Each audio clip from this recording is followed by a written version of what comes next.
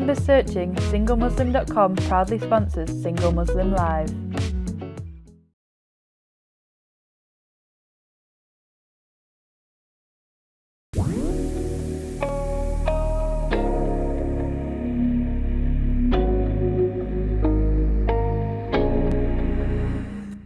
Assalamu alaikum and welcome to Single Muslim Live here on British Muslim TV, sponsored by singlemuslim.com. I am Fahima Mohammed, your host for tonight, your relationship and couples coach as well. I want to wish you all a very, very warm welcome, especially here from British Muslim TV, and to all of you who may be streaming globally, as well as across Facebook, Twitter, or live on Sky Channel 752. I want to say thank you so much for all of your support and for your correspondence over the platforms. And we really do take heed as to what exactly your challenges and issues are. And that's why we raise these topics each week, because it's your issues. And if you do want to participate in the discussion tonight and ask any questions or have any comments of yourself, please do so by calling in live to the studio on 01924 231 083. Please ask the bill payer's permission, as standard network rates do apply. You can also message us anonymously on the free WhatsApp service, and that number is 07585 835 150. All the numbers are going to be remaining for the rest of the episode, for the rest of the evening as well. So please do send in your questions, and inshallah, I will be reading them out.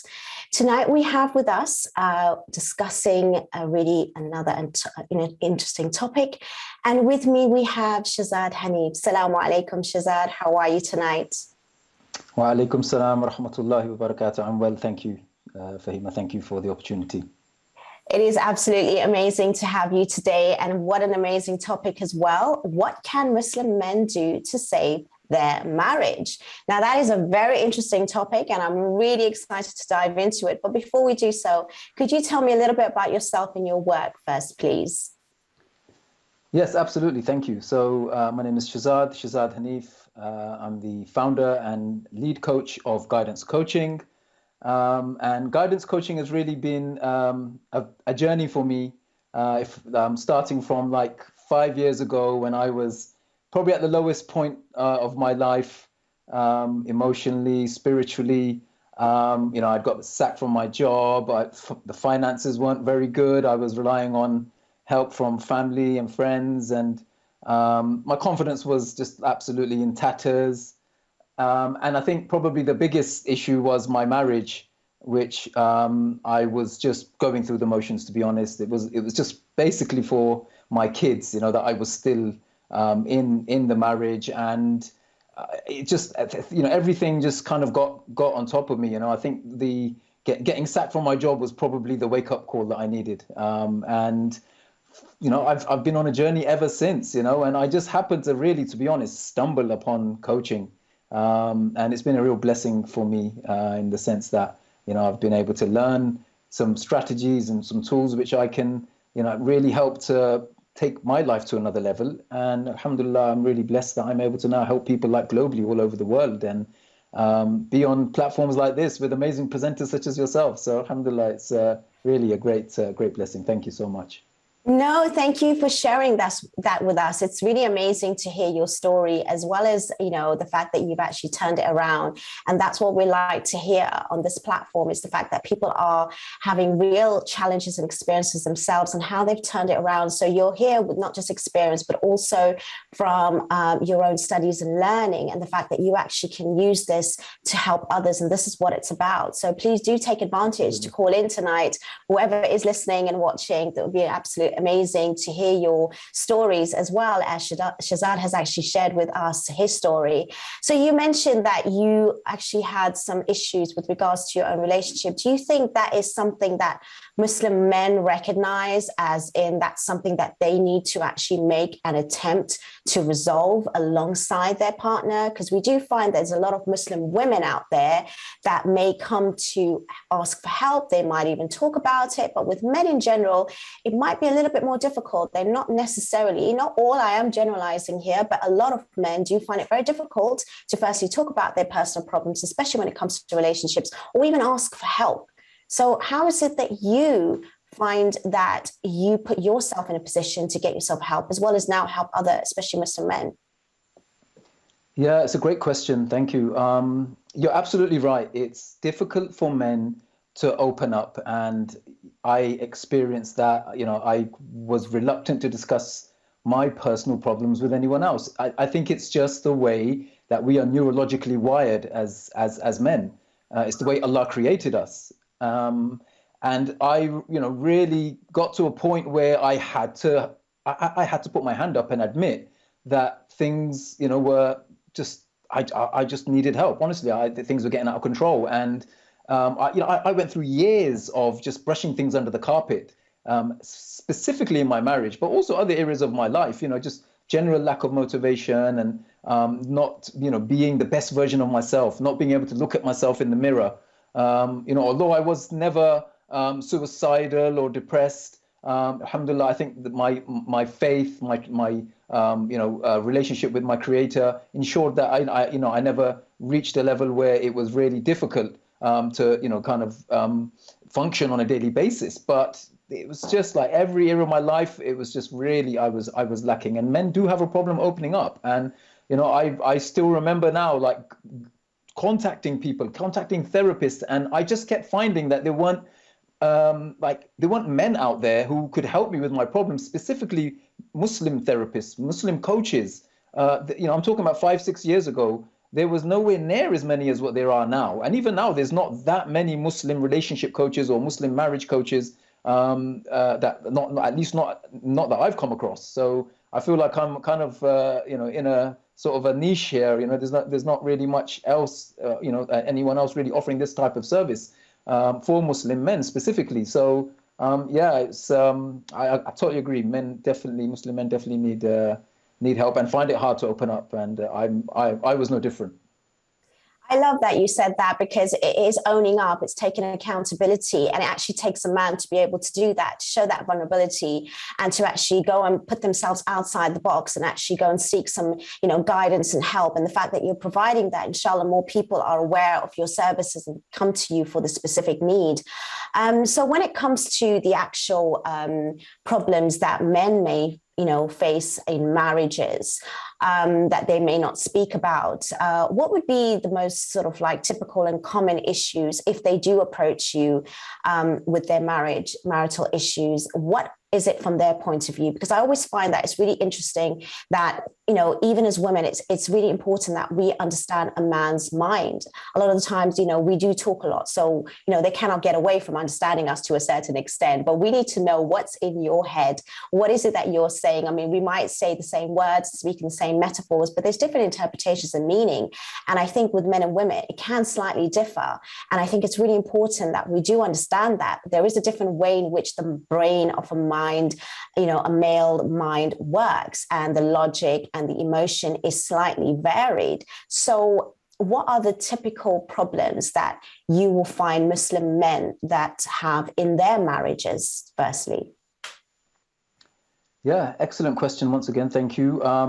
Absolutely. Muslim men, we are, as human beings, we are similar.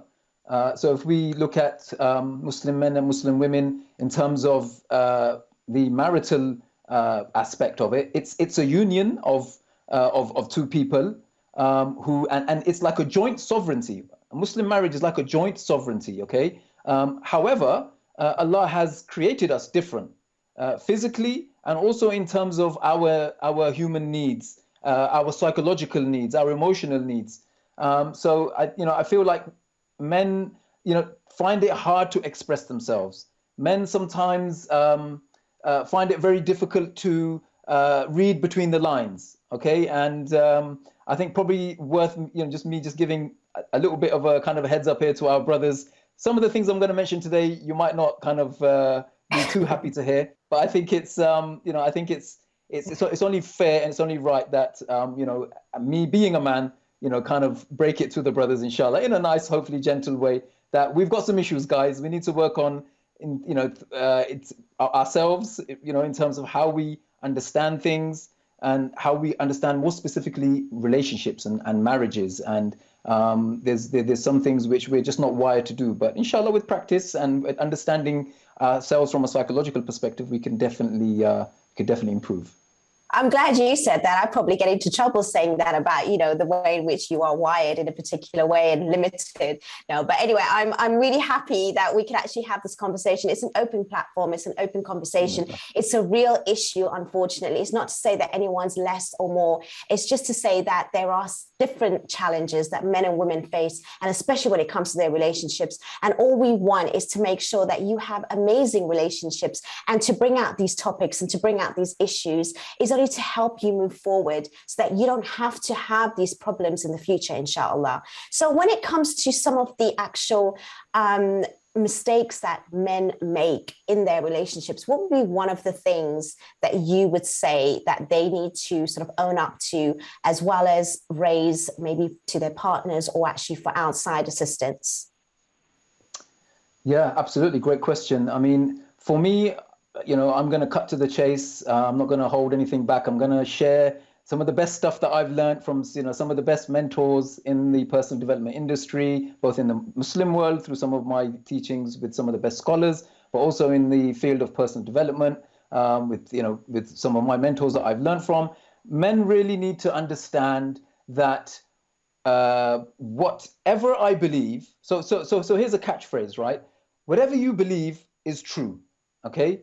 Now, if you believe that your marriage is not a match made in heaven, that your wife is not good enough, or maybe some of you feel sorry for yourself and you just feel that, poor me, I'm in this marriage, I don't know what to do. Whatever you believe will become true. Okay. Or to put it another way, wherever focus goes, energy flows.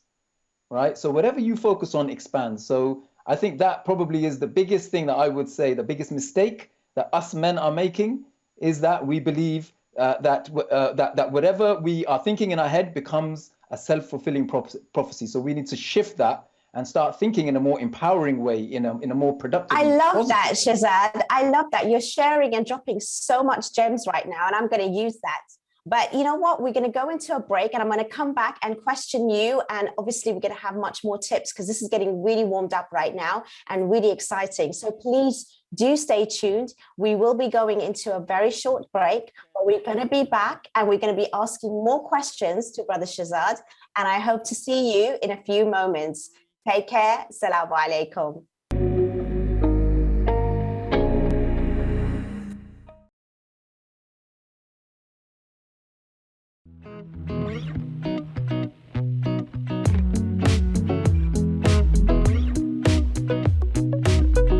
With 3 million members searching, singlemuslim.com proudly sponsors Single Muslim Live.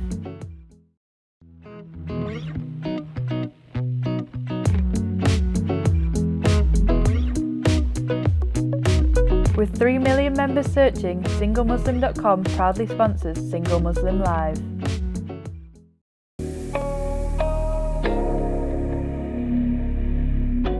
Assalamu alaikum and welcome back to Single Muslim Live here on British Muslim TV, sponsored by singlemuslim.com. We're having an amazing conversation and we really got warmed up before the break. And now we're going to continue with the common mistakes that men make in their relationships.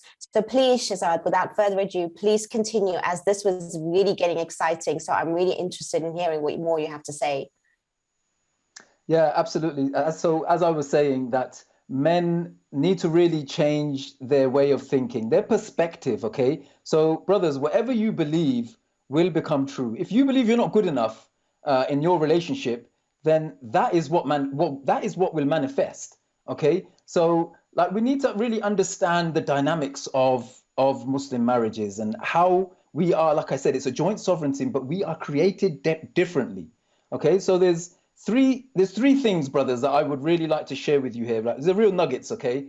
3 things that you need to be aware of, which will really push your spouse away, and in some cases will actually be a stimulus for the marriage to end, okay? And these are common mistakes that Muslim brothers will make, okay? So there's something called the 3 U's, okay? The 3 U's are the following: unseen, unheard, and unsafe. If a woman, a Muslim woman, or anyone in any type of relationship, specifically a woman, someone with feminine energy, feels unheard, unsafe, or unseen, that is a showstopper. Okay? So if you're not communicating with your wife, if you're not making her feel heard, if you're not appreciating her, the way she looks, the things she's doing, all those little things, the word thank you is not on your tongue all the time, like that is a problem. Okay? If she's not feeling seen, okay, like, it's almost as if she's living a non-existent life. Okay? You need to be able to shower her with compliments, surprise gifts, like, maybe go on Amazon and buy like 20 or 30 nice nighties or something. It's about variety. What's that saying? Variety is the spice of life. Okay? And then unsafe. If she doesn't feel safe in your company, if she doesn't feel safe or certain that this relationship is going to last, okay, then that is a big problem. Okay? Now, those three things, believe me, just those three, I mean, there's so much to cover and so much to discuss, but just those three U's are like so common, and it's not your fault. Most men out there don't know about this. Okay? Ideally, it would be nice if we all went on premarital courses, did some kind of counseling, and understand how we are psychologically wired. Okay? I'm going to use this term a lot, like psychologically wiring or neurologically wiring ourselves, because this is like really what we need to learn. We need to understand why Allah made us the way we are and how we function and how we can function together as a team in this joint sovereignty that I mentioned previously. But it's really important to understand, accept the situation. If the marriage is not going well, accept it, but don't make it worse than it is.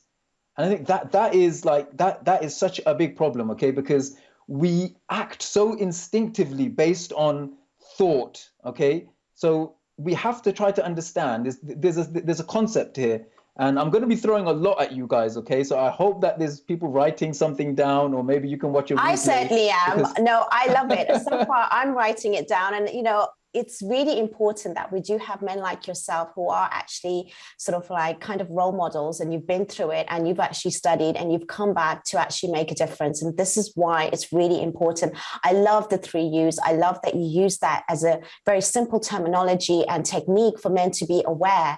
Thing is, Shehzad, when it comes to even men or women, when it comes to them, having this continuous awareness in their relationship, it's very difficult in a long term, or especially after marriage, and you're going through a lot. What would be some of the tips that you could share for someone who has been in a long-term relationship where sometimes the passion dies a little bit, that awareness is not there, and that thought is not there, that self-talk is not about the other person, because you kind of take them for granted over 5, 6 more years. So then that's where we find the problem. I mean, at the beginning, it's very easy to be, dropping all those gifts and, all those lovely words. But then even that, what can be something that can be done to maintain, sustain, and can keep that consistency, even if it's not like robotic, but genuine as well at the same time? Because a lot of people say, okay, we need to have date night. But again, that might jumpstart it. But at the same time, I think we need a little bit more of a technique and an awareness. So what could you share when it comes to the long-term marriages to revive and, extend that spark throughout the years of marriage? Yeah, mashallah, thank you. It's another great question. And the thing I really respect and admire about Sister Fahima is that she's a coach herself, okay?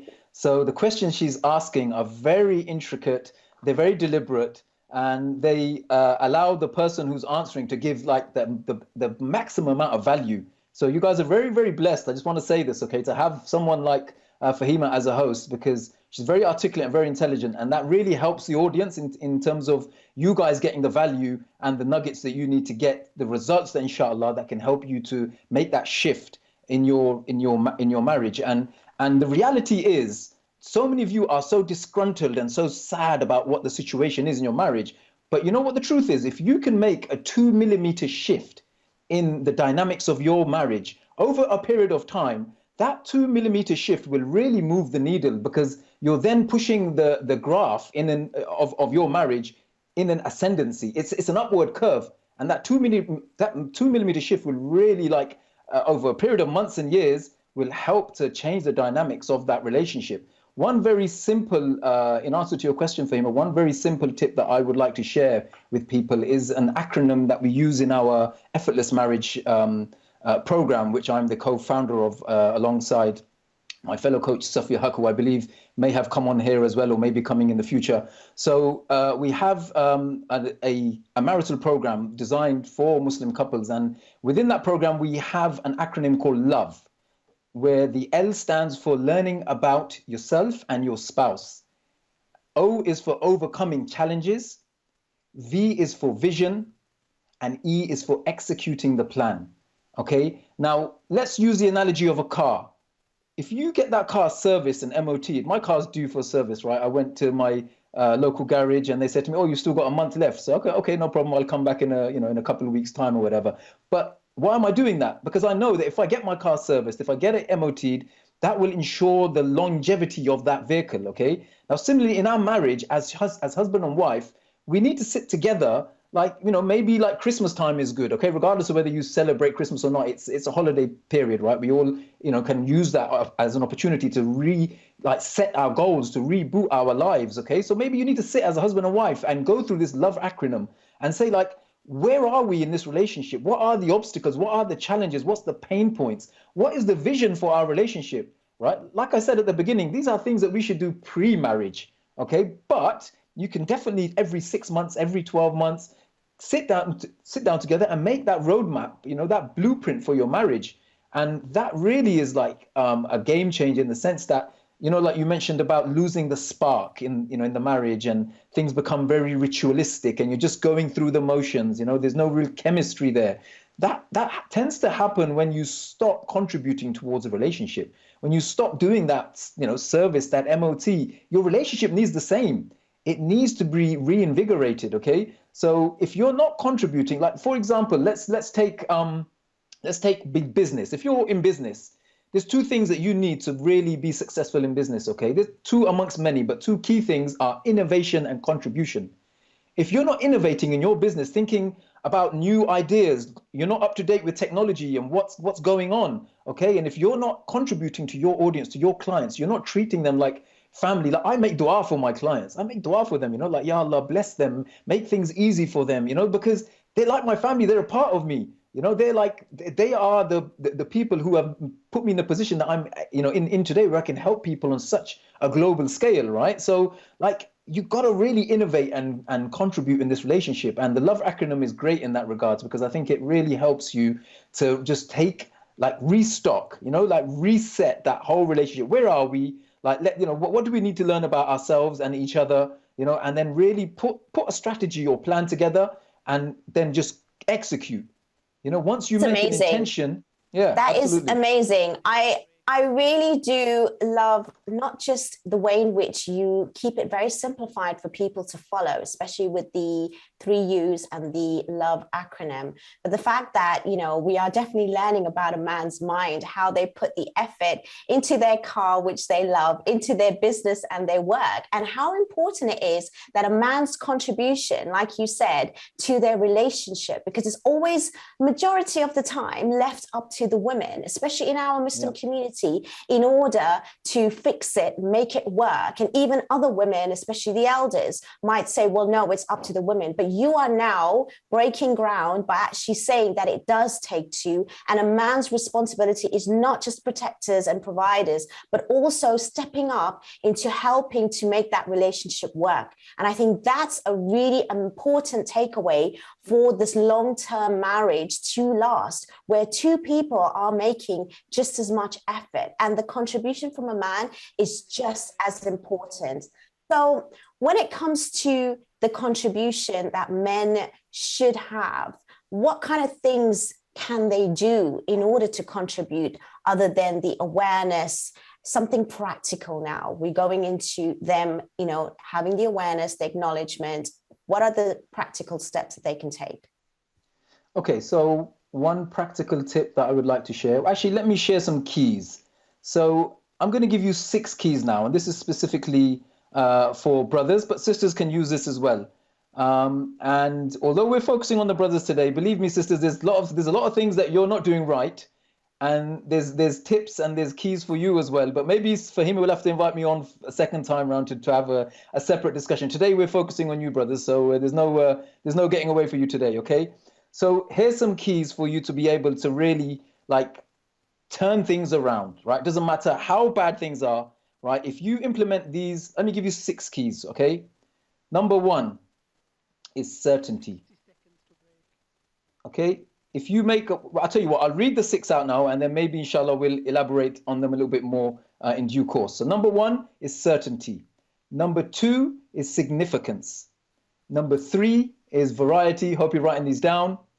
Number 4 is love and contribution. Number 5 is growth. And number 6 is contribution. Okay, so I will come back and repeat. I love the fact that you've just listed that, because you know what? It's going to give people an amazing insight as to what's coming next as we are reaching a break. And that's just perfectly timed. So thank you so much, Shehzad, for that. And inshallah, we hope to see you soon. And we're going to go through that in more depth. So hopefully, inshallah, we'll hear from Brother Shehzad in a few moments. Please stay tuned, stay exactly where you are. And we're going to be continuing this conversation after a short break. Salam.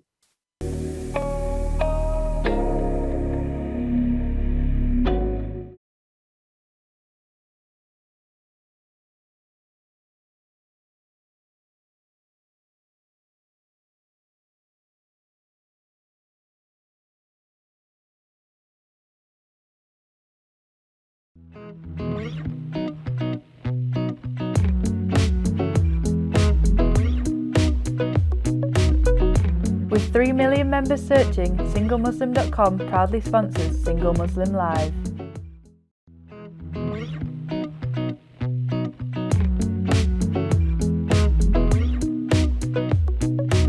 With 3 million members searching, singlemuslim.com proudly sponsors Single Muslim Live.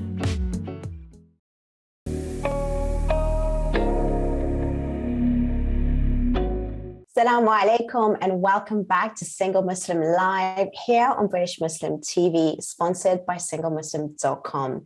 Again, I want to thank you all for tuning in and watching, and I'm having an amazing, interesting conversation with Brother Shehzad tonight, and I hope you're all enjoying it as much as I am. You've given us so much food for thought so far, and before the break, you did mention some important points that we're going to go into much deeper. So please take it away with those 6 points and elaborate for us a little bit further.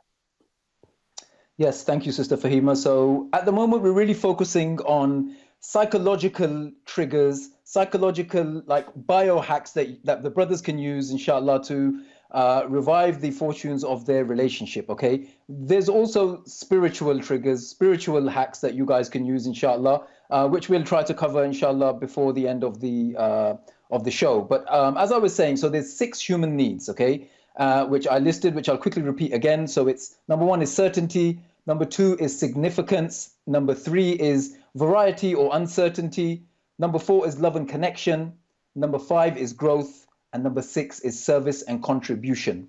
Okay, so these 6 points, we're using this for marriages, and we're using it for brothers specifically because that's what the title of this discourse is on. However, this can be used in every area of your life. You can use these 6 human needs with your children. You can use them with your boss at work.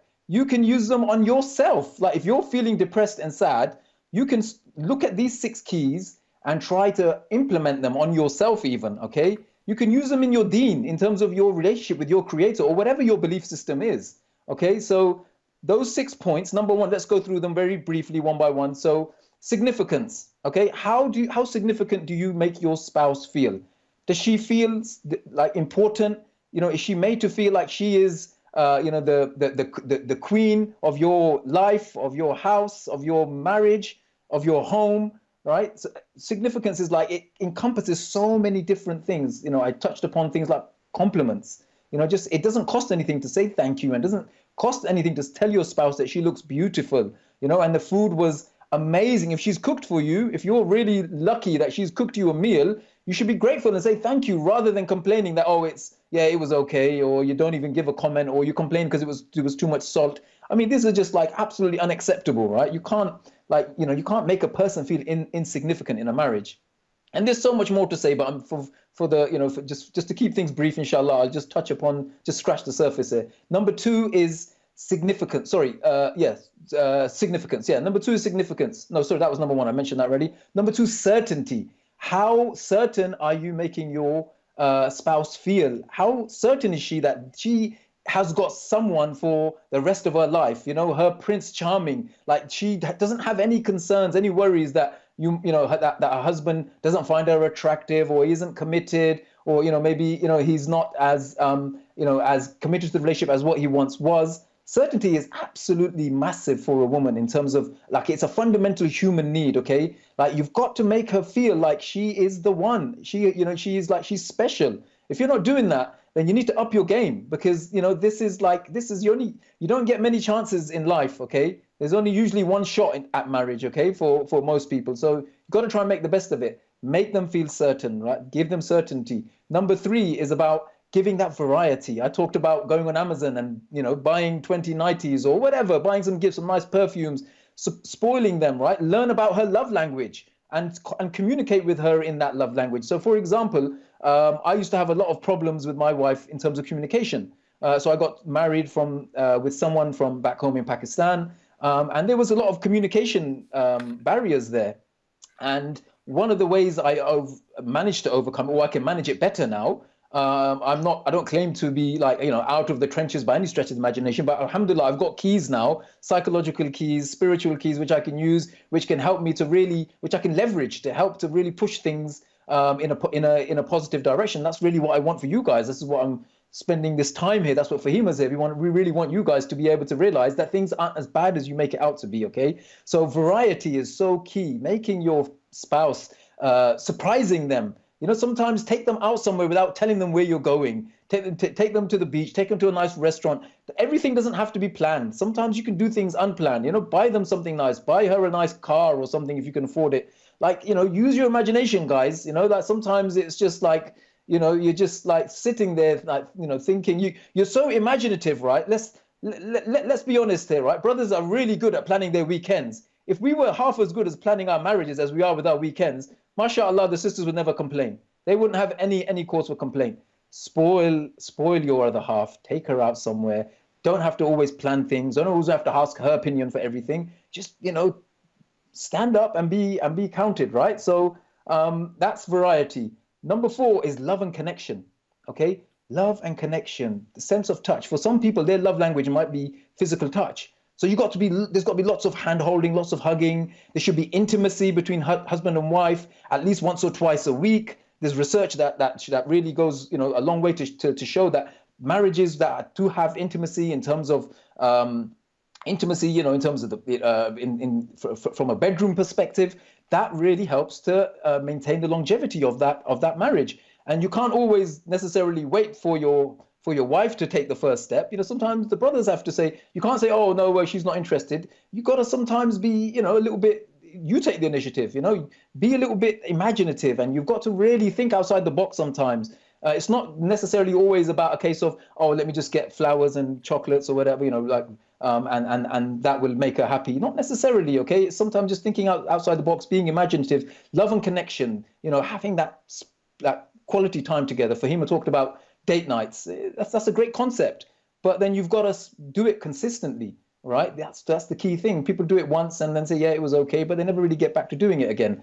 Number five, growth. If you're not growing, you're dying, okay? In terms of a marriage perspective. So if you're not adding value to this marriage, I talked about innovation earlier. You've got to really be innovating and adding so much value to this marriage so that your spouse is constantly on edge, right? They're alert. They don't really quite know what to expect next from you in a nice way, okay? In a positive way. So growth, adding value to that relationship on a daily basis. You can't say that, oh, I took her out last week, so that's it, I'm done now for another 3 months, 6 months. It's a daily effort. It could be something as simple as going for a 5-10 minute walk with your spouse. Could be going to shopping together, right?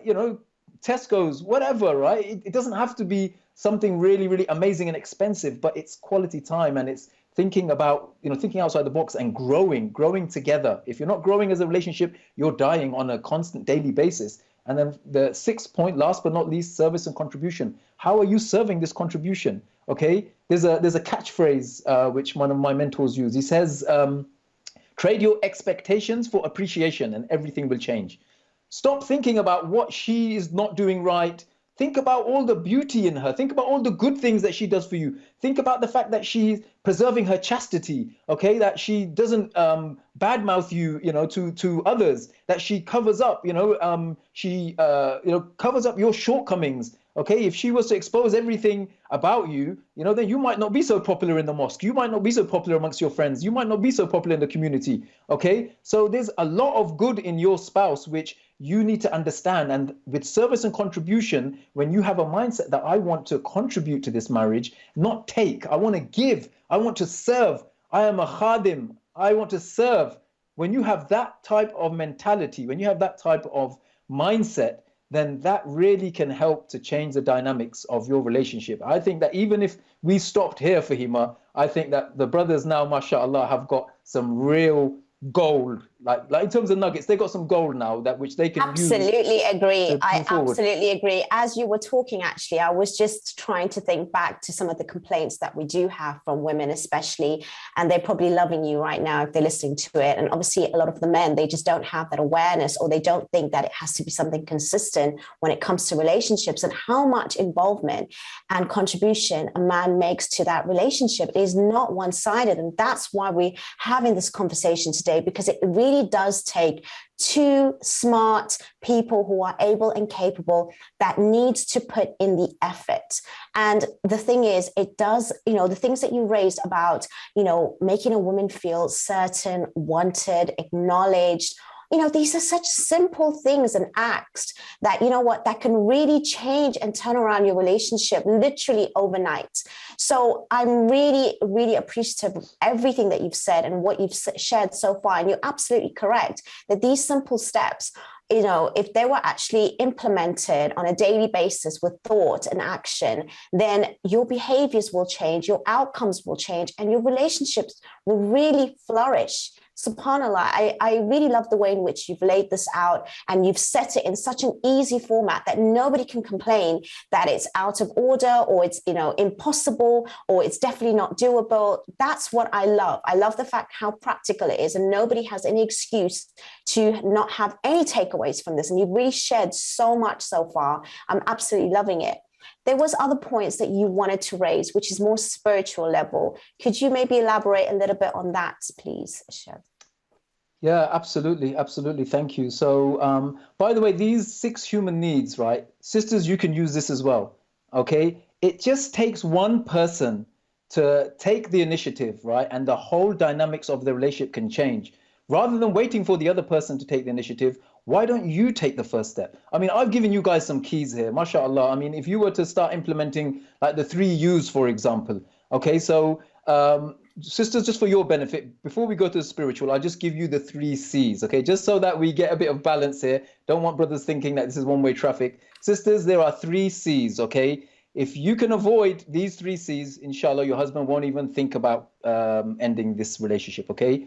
Number 1, don't criticize him, okay? Don't ask me why, it's just the way Allah made us, okay? Do not criticize. Number 2, do not control, okay? If you try to control a man, he's gonna go into his shell, and it's ultimately gonna be at the detriment of the long-term health of your relationship, okay? And number 3 did I mention controlled, criticize? The third one has slipped my mind now, so if it comes back to me, inshallah, I'll mention it again. Well, that's perfect timing, actually, because we are going into our final break. So it'll give you a chance to relax a little bit, to actually, for all of us to process all this information, because you really have given us so much so far. And inshallah, we will be back after a very, very short break, and we will continue with this conversation. But again, I just want to say thank you so much for everybody that's tuning in and watching, and all your messages that we are getting, and especially on Facebook and on Twitter. We really do appreciate it. And the reason why we have these shows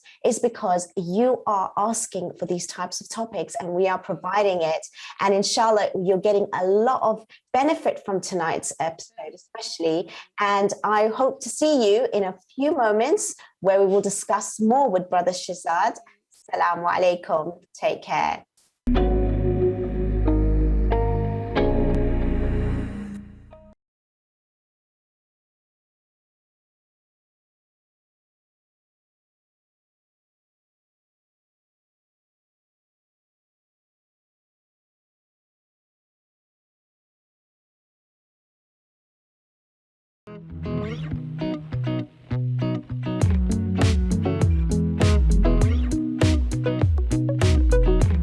With 3 million members searching, singlemuslim.com proudly sponsors Single Muslim Live.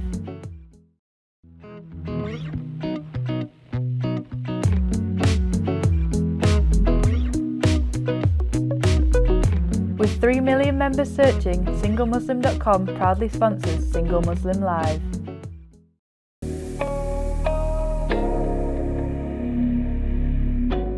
Assalamu alaikum and welcome back to Single Muslim Live here on British Muslim TV, sponsored by singlemuslim.com.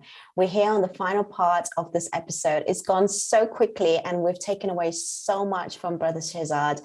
Thank you so much for sharing so many tips. And I have actually been taking notes, by the way. So I'm going to be using and stealing some of your thoughts as well. We did end by sort of stating the 3 don'ts that, women especially should not do for their partner. And that was don't criticize, don't control. And the last one was don't close yourself off, because a lot of us can go silent when we have an issue and we feel that nothing's working, and that could be just as detrimental.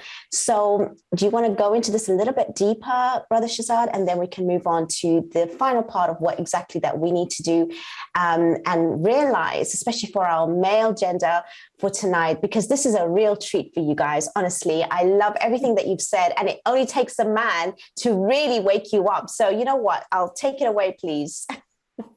Yeah, absolutely. Thank you, Fahima. Guys, I'm happy to take the hit, right? I'm a guy as well, so maybe they might be a little bit more gentle with me. I don't know, right? But I think that brothers need to really take the responsibility for the marriage. Okay, you can't pass the buck. You can't complain about. We've become an ummah of complaint rather than an ummah of gratitude, right? When I look at personal development, gurus and mentors talking about abundance mindset as opposed to a scarcity mindset, this is something which should be like the default for people in the Muslim community, okay? Because we're the people of shukr, of gratitude. Nobody should feel afraid of us in terms of our demeanor or the way we talk or the way we conduct our affairs, right? We should be shining like a beauty mark on society, especially as a minority, right? Everything we do should be beautiful. We should speak beautifully. We should look nice and eloquent, speak eloquent. But that's a separate topic for another day, maybe. In terms of the 3 C's, like Sister Fahima said, thank you for mentioning the third one, which was close. Don't close yourself off. It's amazing what a nice 2-minute break can do. Just a little bit of water refreshes the memory. I forgot the third point, so thank you for reminding me, Fahima. Don't close yourself off, okay? When you close yourself off to your man, then that really will cause him to retreat.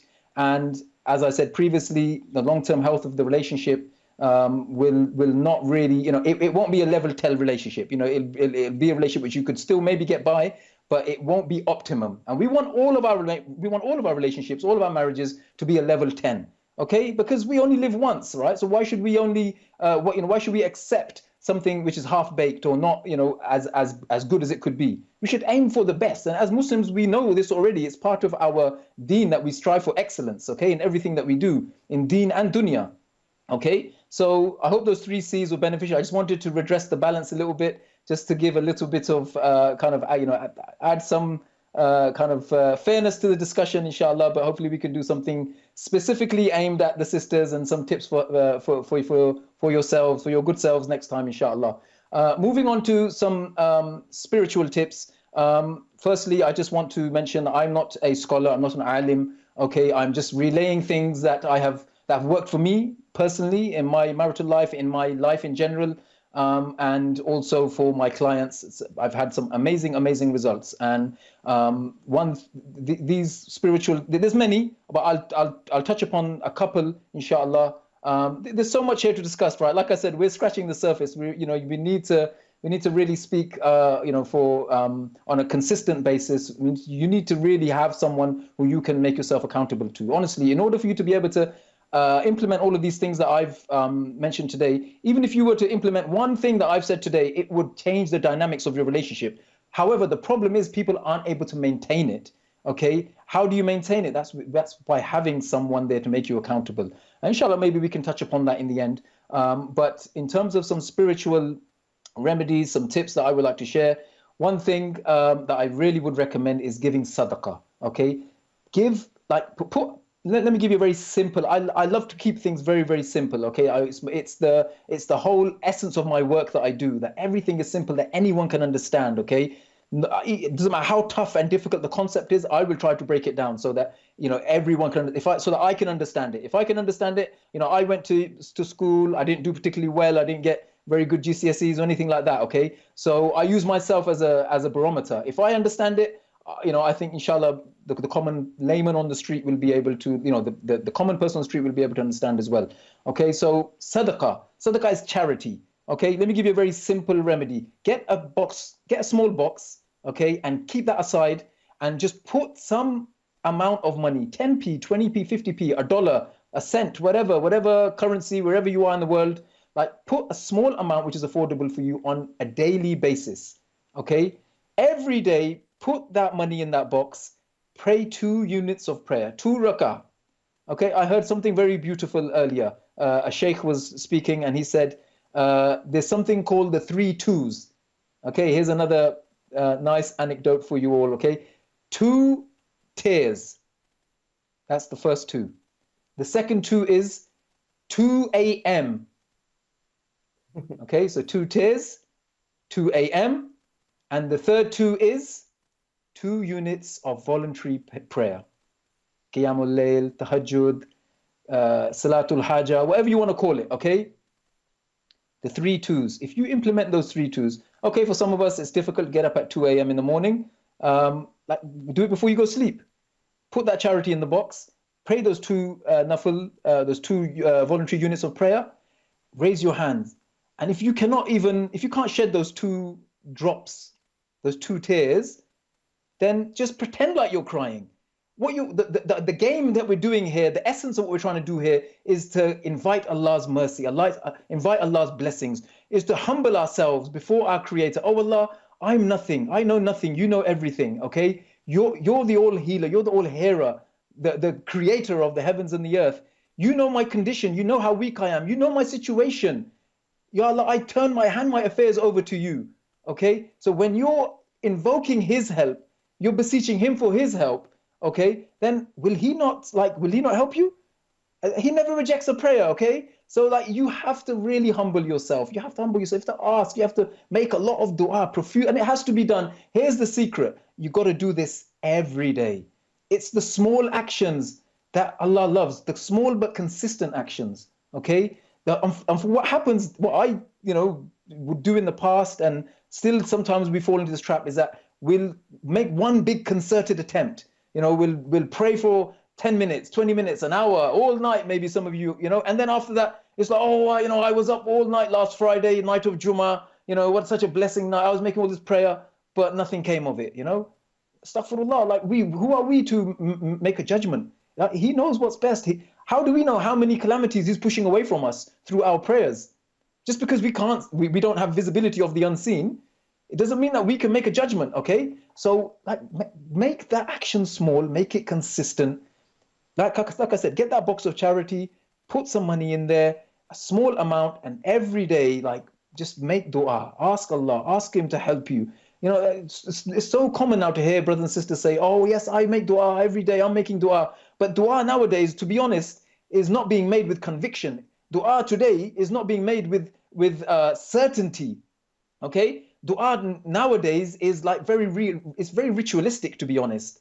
Okay, I'm talking about myself here. I'm the first one to be admonished. Okay, everything that I'm saying, this is advice for me first and foremost. The words coming out of my mouth are penetrating my heart first, are coming into my ear first before they help anyone else. Okay, so please don't think that, oh, who's this dude here who's turned up on a Thursday evening on British Muslim TV lecturing us. Like I said, I'm nothing. I'm not qualified, but there's some things which have helped me.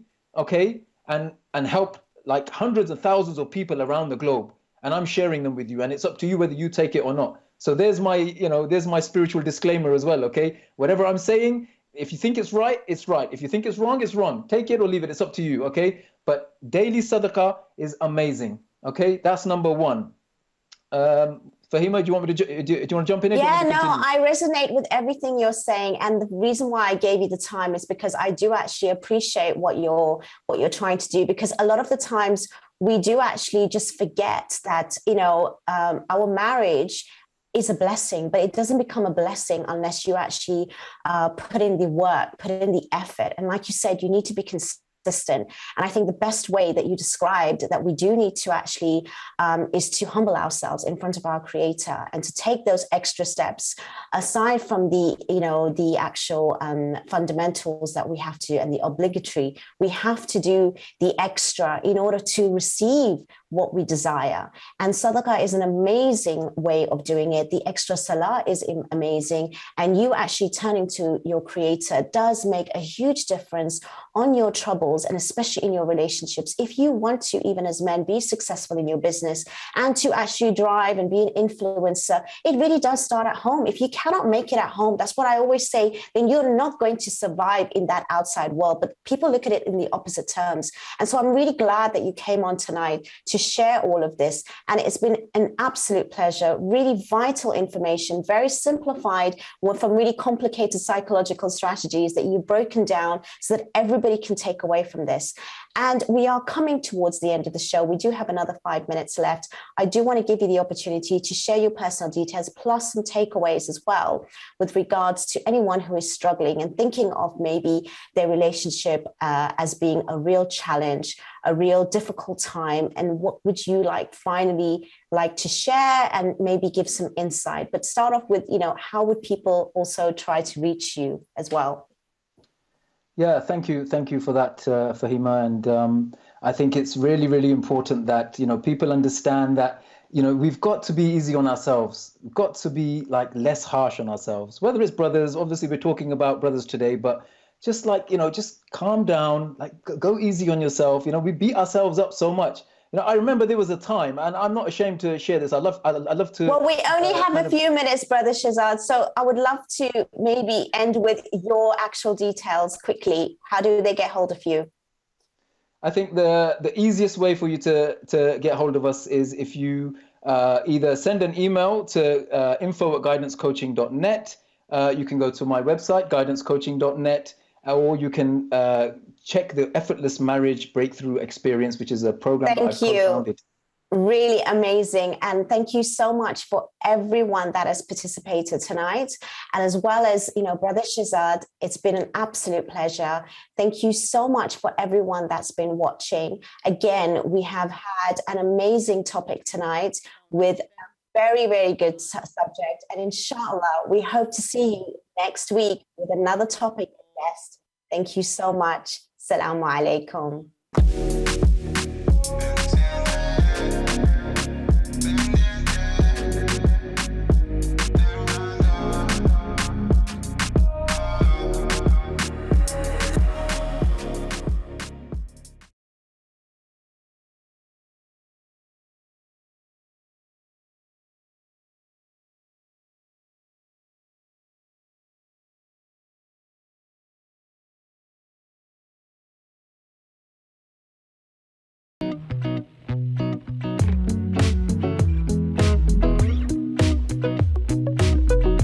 With 3 million members searching, singlemuslim.com proudly sponsors Single Muslim Live.